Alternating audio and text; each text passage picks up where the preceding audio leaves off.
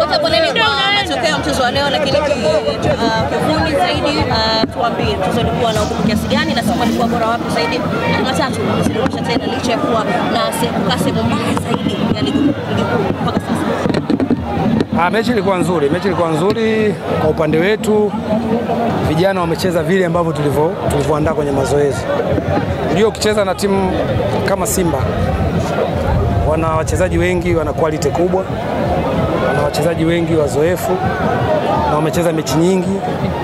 Kwa hiyo ukisema twende tukapishane nao, wao waje kushambulia na wewe ndio kushambulia, utatengeneza space nyingi nyuma na watakuadhibu. Kwa hiyo nawashukuru vijana, vile ambavyo tulitrain kwenye mazoezi ndio ambao wamekuja kucheza. Kwa hiyo matokeo ya kufungwa mimi nadhani si mazuri sana kwetu, lakini kwenye football ni matokeo ya kawaida. Kocha, huu umekuwa ni msimu wa namna gani kwenu na tunashuhudia ikishuka daraja na leo hii imekuwa ni mechi ya mwisho? Msimu mbaya kwa sababu wakati ligi inaanza kila klabu inakuwa na malengo. Kwa hiyo malengo kama klabu tulishafeli, timu imeshuka. Lakini kuna malengo individual. Mchezaji mmoja, mwalimu, lakini hata uongozi. Kwa hiyo nasema msimu haukuwa mzuri kwa sababu timu imeshuka. Lakini naamini Mungu alikuwa mpanga. Hicho ambacho kimetokea Mungu alikuwa ameshapanga. Hatuwezi kupingana nacho. Tunarudi kwenye tutajipanga, tutasajili wachezaji kuhakikisha mwaka unaofuata kurudisha timu kwenye. Baada ya kukabidhiwa timu mambo yalionekana kama vile kuanza kwenda vizuri, lakini baadaye hali ikawa mbaya.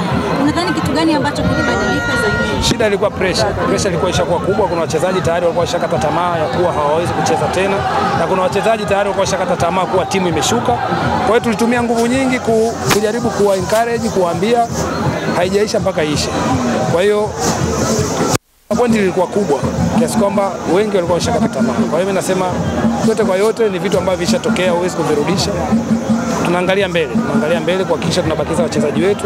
Mwakani tucheze championship, na naamini season inayofuata tutarudi tena kwenye Premier League. Tutegemea kuona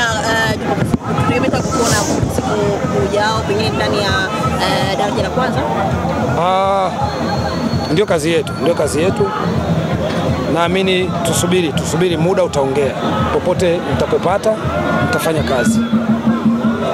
Kocha, nini siri ya tumejiuliza imekwaje kutoka alikotoka mpaka kuja kwa kocha kwa mara ya kwanza tu anaonyesha kiwango cha aina hii? Siri kubwa ni nini?